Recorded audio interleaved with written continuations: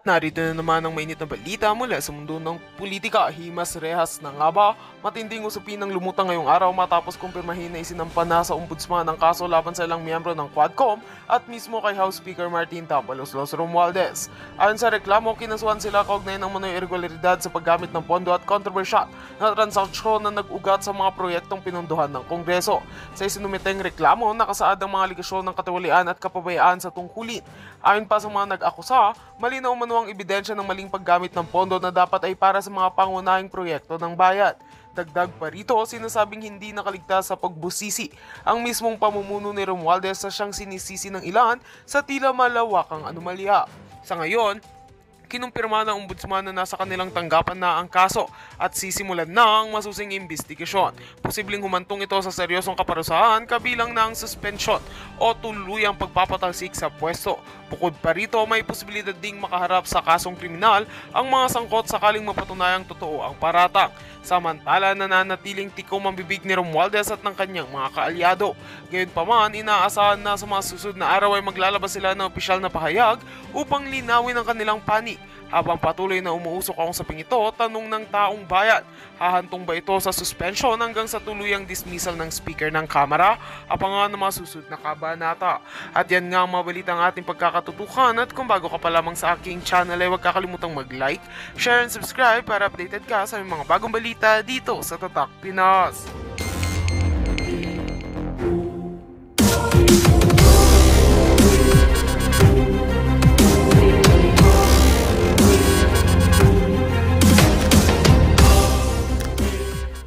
Naglabas na rin ng statement ang PDP laban kaugnay dyan sa panggigipit na ginagawa itong si Robert Ace Barbers. Ito pa lang si Ace Barbers, maangas na iyakin.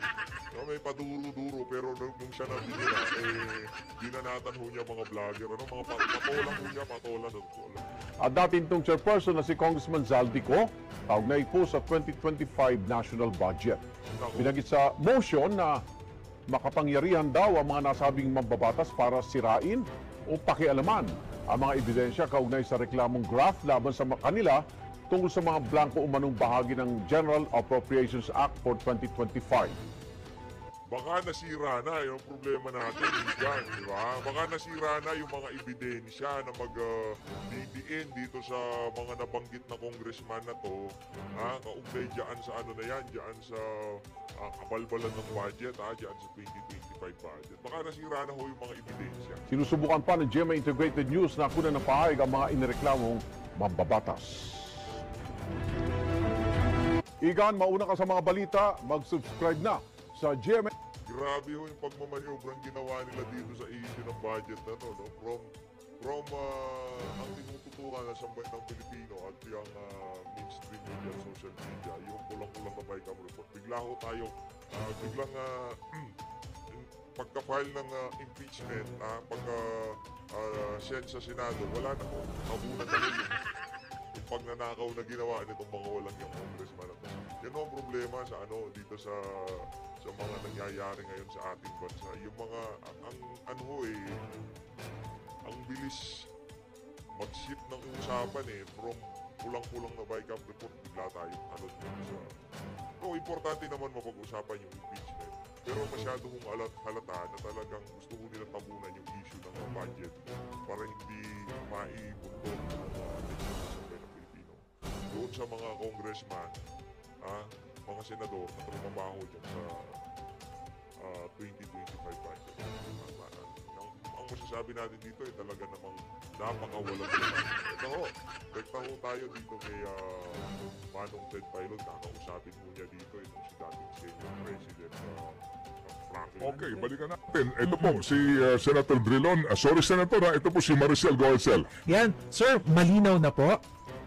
Malinaw na. Ayan. Sir, ulitin ko lamang po yung tinatanong ko kanina kasi ang sabi po kahapon ni Senate President Chisa Escudero, wala daw clamor yung pagtungkol po dito sa impeachment complaint. Pero ang ina-argue naman ng iba, malinaw naman na may provision doon sa Constitution na quote-unquote shall forthwith proceed. So dapat immediately. Pero kung sa June pa po sisimulan itong impeachment complaint, parang medyo nakakalito. Ano po ba, how immediate, how urgent po ba dapat ang impeachment? Sa akin po, hindi po clamor ang pagbabasihan natin kung hindi yung nakalagay sa saligang batas. At ang nakalagay sa saligang batas, ang impeachment complaint ay dapat po yun ng Senado sa lalong madaling panahon. Ang exact wording po ay trial by the Senate shall forthwith proceed. Ulitin ko lang. The trial by the Senate shall forthwith proceed. Yan po ang nakalagay sa ating saligang batas.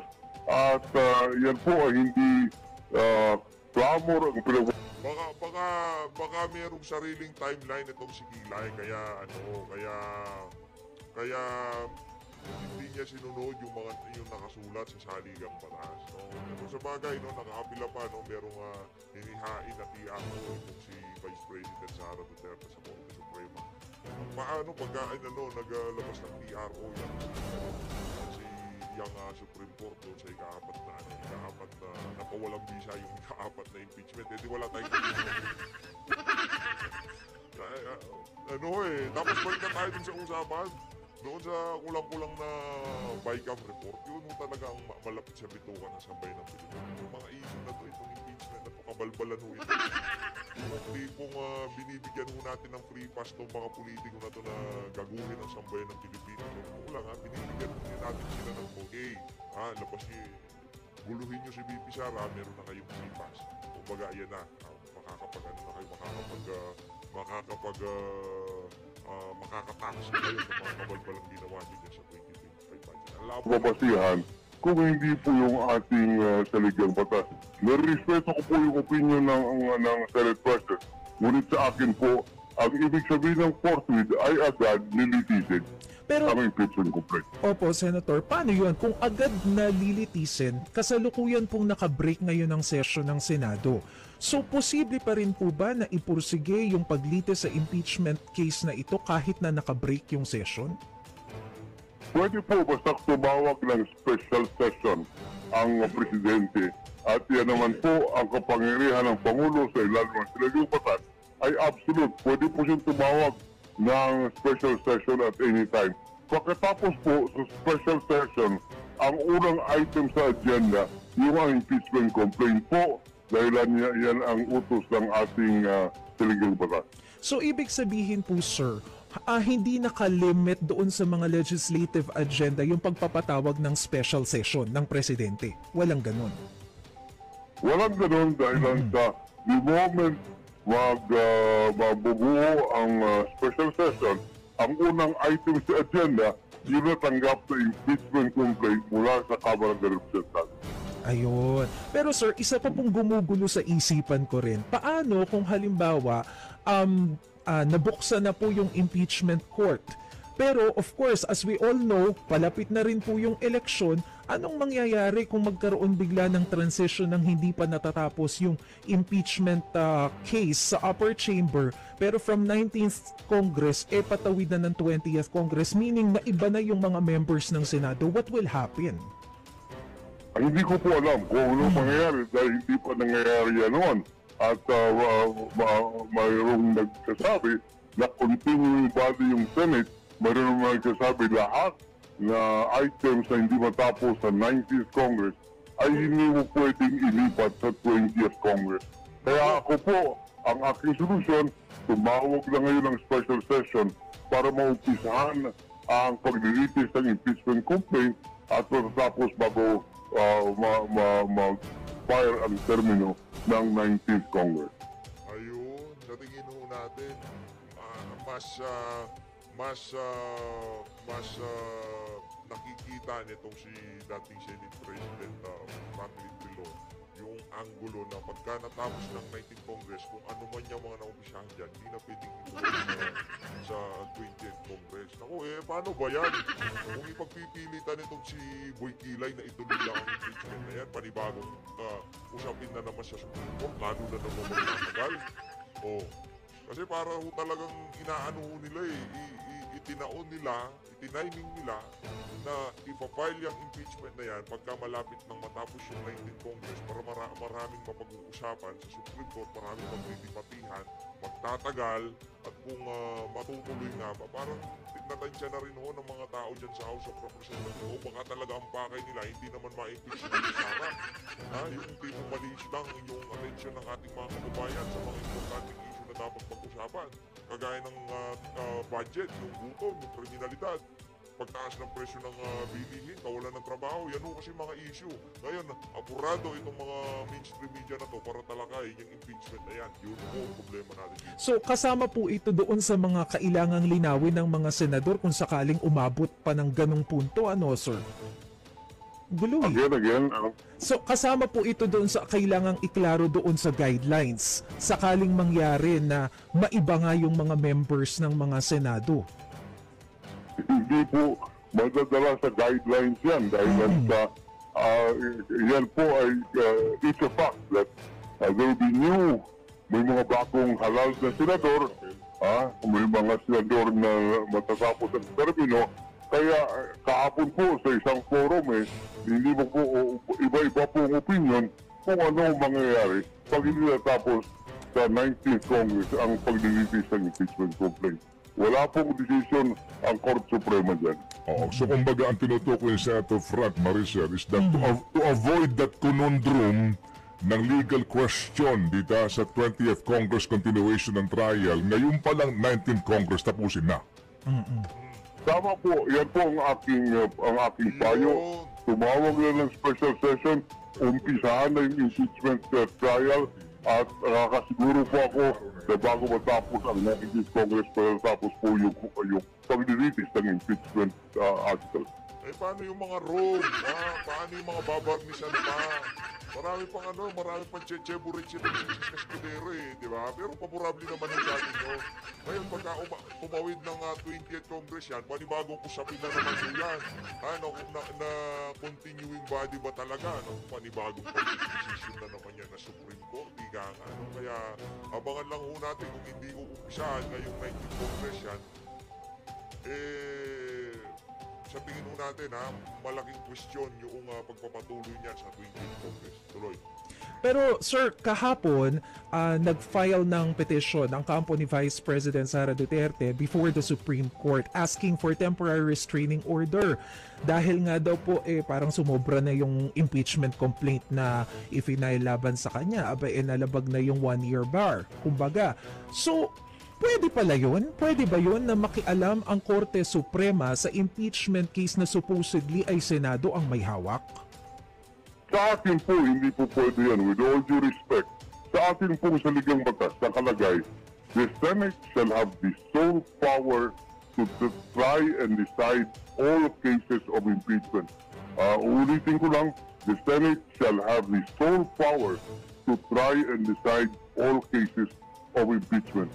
Ang kapangyarihan po upang itinggin ang impeachment complaint ay ang Senado lamang, hindi po pwede ang Korte Suprema. So, ibig sabihin po, sir, merong choice ang mga senador not to follow kung sakaling maglabas ng desisyon ng Korte Suprema tungkol dito. Hindi ko po masagot yan. Yun ang magiging problema Dahil wala pa pong desisyon dito, pwede sabihin ng mga senador, by separation of powers tayo at nakalagay sa saligang batas, kami po ang may kapangyarihan to try and decide the impeachment. Kaya magkakaroon po sa akin na hindi ko po masagot kung ano mangyayari at pwede po i-ignore. Pwede yan, hindi ko sinasabi ignore nila. Pwede nila sabihin, hiwalay kami, we have separation of powers. Sa aming tingin, kami ang dapat mag-dinitis nitong impeachment complaint. Kaya, sorry Mr. Court Suprema, hindi po namin masusunod ang inyong utos. Siguro maganda rin matanong kay Senator Frank Maricel. Ano ho ang inyong school of thought, Senator Frank, dito po sa kailan ba deemed initiated na yung impeachment complaint sa Kamara? Kailan po nagsisimula yung bilang? Again, Ted, sa akin po, hindi ko masasagot yan at maraming arguments on both sides. Ang solusyon, ano ba ang masama pag tumawag ng special session ngayon at umpisahan na paglilitis ng impeachment complaint? Wala akong nakikita kang disadvantage On the other hand, it will settle. Marami pong uncertainties ang masisettle. Wala pong question na lalabas. Okay, so Senator, binabanggit po ni Senator Pimentel na sa inyong Senate rules on impeachment, the impeachment should be a priority over its legislative function. Ang tanong lang din dito, kung hindi presidente magpapatawag ng special session, is it constitutional for the SP to call the special session? The SP po cannot call the special session. Nako, It yun ang was problema. Kumbaga pakiramdaman, nangyayari dito, nagpapakiramdaman ng Malacanang at itong si Senate President. Pagka kasi nagtawag ng special ang Malacanang, ang iisipin ng ating mga kababayan na talagang hindi magiging maganda ang tao ng Malacanang kung sila nagtatawag ng special session para dyan sa impeachment na yan. Kung sakaling nagpatawag ng special session ng Malacanang at tatalakay yung impeachment na yan, maliwanag po sa sikat ng araw at makikita ng ating mga kababayan na talaga ang Malacanang may pakana. Talaga ng mga Malacanang may pakana dyan sa impeachment. Kumbaga, hindi magiging maganda ang dating sa ating mga kababayan pagdating sa Malacanang kung sakaling gawin nila yun. Ngayon naman, pagka hindi nila ginawa, natawid yan sa Philippine Congress, hindi naman pala continuing body sa Senado. Kaya, tingnan mo natin kung ano mangyayari dito sa isa na to. Pero matuloy, hindi matuloy, sigurado ko tayo malalampasan mo yan ng Vice President sa atin. with the President. Ang Pangulo po sa ating Taligong Batas ay siyang may kapangyarihan upang tumawag ng special session. Hindi po yung Senate President. Opo. At in case po magpatawag ng special session ng Presidente, meron bang specific constitutional provision na nagsasabi kung ano lang dapat ang agenda doon sa special session na iyon? Wala pong nakalagay sa ating Saligang Batas kung ano ang pwedeng ilagay. At the moment, mayroon po siya mga preferred. Traditionally, may sinasabi na ito dapat talakayan. Ngunit that is not a limitation on the agenda of the special session. Sa katunayan, pag may obligasyon ang Senado na pagdating ng impeachment complaint at nakarating sa kanila, ayan po ay agenda nila, itikalendar nila. Yan po ang aming tradisyon sa Senado. 2 beses po ako nag-senator judge. Pagdating doon sa Senado, i-calendar ta kaagad yan for referral for the Constitution para po mabuo ang impeachment court. Opo, at kung sakasakali po, pwede naman nga talaga din ma-schedule yung mga legislative priorities na nabinbin at doon na lang din po maisama sa order of business yung pagtanggap na officially ng Senado ng articles of impeachment. Naku, ang galing nitong si Manong Ted. Talagang yung mga legislative agenda unahin tapos isigit na lang itong impeachment ayos. Tama po yan. At sa mga nakaraang 2 impeachment trial ng aking dinaluan, sa umaga po nagsisession kami, sa hapon nag-impeachment court kami. Opo. Senator, without courting contempt, ito ay pending ngayon sa Supreme Court na mandamus petition ng isa pong abogado rin para po daw manduhan na ang Senado na gawin ang kanilang responsibilidad, constitutional duty to forthwith proceed with the trial. Ano po yung take dito sa usapin po ng pangingialam ng Supreme Court sa poder ng legislatura? Sa aking tingin, hindi po pwedeng utusan ng Court Suprema ang Senado. Mayroon po tayong tinatawag na separation of power. Yung Senado po at Court Suprema, co-equal branches of government. Kaya hindi mo pwedeng utusan ng Court Suprema. Although, again, mayroon pong contrary opinion na sinasabi, pag may makikita ang abuse of discretion ang Court Suprema sa ating Saligang Batas, kahit sino mang ahensya ng gobyerno ay pwede nilang utusan. Ngunit yan po ay open question at mayroong contrary opinion dahilan po sa separation of powers, hindi po pwedeng utusan ng Court Suprema ang Senado. Dahilan po pag hindi sinunod yung utos nila, anong gagawin po natin? Magkakaroon tayo ng constitutional crisis kung hindi sumunod ang Senado. Kaya ang prinsipyo ng separation of power is a self-restraint on the Supreme Court not to meddle in purely political questions. Okay, sige po. So ngayon, Senator Frank, lumalabas na kumbaga ang deadlock dito, for lack of any accurate word, no, ay si Senator Cheese walang poder magpatawag ng special session, only the President. So mangyayari talaga, maghihintay sila ng June 6 resumption of session kung wala po talagang ipapatawag na special session ang Presidente. So ang bola dito sa impeachment trial na ito, nasa Presidente. Tama po yan, Ted. Siya po ang may kapangyarihan sa ngayon na magpatawag ng special session kung saan umpisahan ang impeachment trial. Okay, sige po. Sir, kayo po naman din, matagal na pong naglingkod nga no, sa Senado at tumaan sa napakarami re-eleksyon. Yung katwiran nga po ng mga re-eleksyonista, istorbo to sa campaign tsaka yung iba, sir, may mga bakasyon na ni Mrs.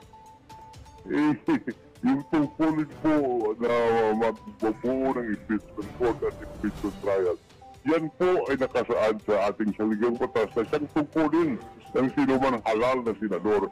Hindi po rason na kami po magkakampanya, hindi po pwede yan. Okay, so ngayon po, Senator Frank, ano po ang inyo pong masasabi sa lahat po ng mga nananawagan? Opo, na una ay simulan na kaagad ito pero mukha pong hindi masisimulan kasi nga po dito sa mga teknikalidad na ito. Paano po natin dapat tanggapin ito? Sa usapin po na ito ho naman ay nakaukit sa ating saligang batas, ang usapin po ng accountability at karapatan din ng nasasakdal na sagutin ang mga parapa sa kanya. Hindi ko po alam. Sa akin ang ito po'y nasa kabay ng ating Pangulong Marcos na tumawag ng special session. Pagtawag po ng special session, lahat po yan ng mga tanong na alanganin ang sagot. Iyan po ay mabibigyan ng tamang solusyon at may pagpatuloy ang isang mahalagang proceeding na nakalagay sa ating saligang batas, ang impeachment trial. Okay, sige po. So, sir, Pero sir, pahabol lang kasi sabi nga po ninyo kanina, paniniwala ninyo hindi dapat nakikialam yung Korte Suprema dito po sa kaso ng impeachment, baka mauwi pa ng constitutional crisis. Pero I wonder, paano po ito makakaapekto dun sa isinampang kaso ni Vice President Sara Duterte dun sa Supreme Court? Kasi ang ina-argue naman niya, abay hindi na valid yung isinampang fourth impeachment case sa kanya kasi violation na ng 1-year bar. Bilang abogado po, dahil ako po naniniwala na walang kapangyarihan ang Korte Suprema na pakialaman ang impeachment trial, ang kapangyarihan ng Senado sa impeachment trial. Dapat po i-dismiss nila. Yan po ang opinion ko. Wala pong basihan na utusan ng Korte Suprema ang Senado tungkol sa impeachment trial. okay, so ito po yung huling pahabol na lang, no? Kung sabi ko ninyo, kung ang bola ay nasa Presidente, magpatawag ng special session, pero kung maalala nyo, Senator Frank, nagsabi si Presidente Bongbong Marcos Jr. na kung hihingi ang Senate President, kung hihingi ang Senado ng special session. So, anong tingin nyo, anong inyong suggestion, kung suggestion man, sa kasalukuyan pong liderato ng Senado sa usapin po ng, kung magre-request sila ng special session, pagbibigyan natin. Ted, sa ating tingin, walang basihan ang paghingi ng Pangulo na hilingin ng Senado na tumawag ng special session. Ay ang kapangyarihan po ay nasa Pangulo na wala po sa Senado. Kahit hindi tumawag o hindi humingi ng special session ang Senado, may kapangyarihan po ang Pangulo na tumawag ng special session. Kaya immaterial po yung hilingin ng Senado. Siguro, dahil po yan sa politika at sinasabing ganyan, pero wala pong basehan sa ating saligang batas. Ayun na nga mga kababayan, dito na una tatapusin ang ating reaction video dyan sa naging na yan. Ito si Manong Ted Pailon dito kay dating Senate President Franklin Drilon. Ang atin ho dito, kung yung pinanghahawakan itong company ng si Bibi Sara dyan sa pagkakain ng na impeachment na yan, ang saligang batas sa kanilang ang sandigan, ika nga, kung wala na ho silang ibang tatakbuhan at kung hindi pwede makialam ang Korte Suprema dyan sa impeachment na yan, kung meron hong question o meron hong pagmamalabis na ginagawa itong mga magkakandak na to, kanino ho tayo pwedeng humingi ng tulong, di ba? Di ba Supreme Court na lang talaga, yun na lang talagang inaapilahan, kumbaga yun talaga yung sila talaga dyan, sila talaga yung kumbaga nakakaintindi sa saligang batas. Kaya nga ano yan, yung mga Supreme Court mga justices, sila yung kumbaga talagang nakakaintindi kung anong naman ng ating saligang batas. Silang kumbaga higit na sa dalawang panig na to. Kung itong si Franklin Drilon at yung iba pang nagigimiron lang dito, pero dami mga nagmimiro, kasi dapat umpisahan, dapat hindi umpisahan, dapat hindi ba natin pwedeng hayaan ang Korte Suprema na mag-guide sa atin dito sa dito sa issue ng impeachment na to. Hindi tipong hindi dapat pwedeng sa Supreme Court dyan, hindi dapat sila pwedeng dyan o kung ano pa pangingialam ang gagawin. Ano lang yan, kumbaga Senate lang, legislative lang talaga ang merong merong ibig sabihin kahit ano pang klaseng dito, anong kalukuhang gawin ng mga senador o congressman na to dyan sa impeachment na yan itong si Vice President Sara Duterte, hindi pwede makimasok kahit na nasasagasaan ng saligang batas, hindi pa rin pwede makimasok ng Supreme Court dito sa usapin na to. Medyo lang kaya kailangan talaga, kung tayo tatanungin kailangan nun nating makinig doon sa mga matatabang utak ng mga maestrado dyan sa Supreme Court. Hindi itong mga na to, ito kasi mga merong vested interest, merong bias itong mga to. Tayo nga, may bias na tayo kay Bibi Sara, pero dahil gusto nating marinig yung legal opinion, yung kung anong sasabihin ng Supreme Court dito sa isa na to, hinihintay ho natin. Pero itong mga to, hindi pwede na ng Supreme Court, correct na dapat yan. Diba? Ganyan ang gusto nilang mangyari. Kahit na meron pang abuso, kahit na meron sila linabag sa saligang batas, tuloy-tuloy lang. Hindi pwede makialam ang Supreme Court yan. Sa prerogative o kapatan ng yan. Kumbaga, sa lang talaga yan, sa Senado, sa House of Representatives, parang ang labo mo, no? Kaya, ayan.